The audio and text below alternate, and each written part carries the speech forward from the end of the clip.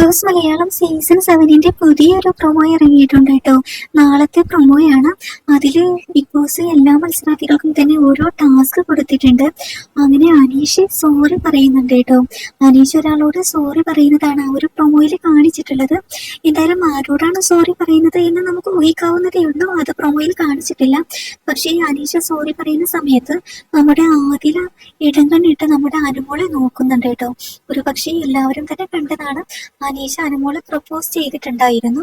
അത് ആകെ വൈറലായിട്ടുണ്ട് കേട്ടോ. അതിൽ അനുമോൾക്ക് വിഷമം ഉണ്ടായിട്ടുണ്ട് എന്ന് ഒരു പക്ഷെ അനീഷിന് തോന്നി കാണും. അതുകൊണ്ടായിരിക്കാം അനീഷ അവിടെ സോറി പറയാൻ നിൽക്കുന്നത്. അനീഷിന് മാത്രമല്ല കേട്ടോ, മറ്റു മത്സരാർത്ഥികൾക്കൊക്കെ ഈ ഒരു ടാസ്ക് ഉണ്ട്.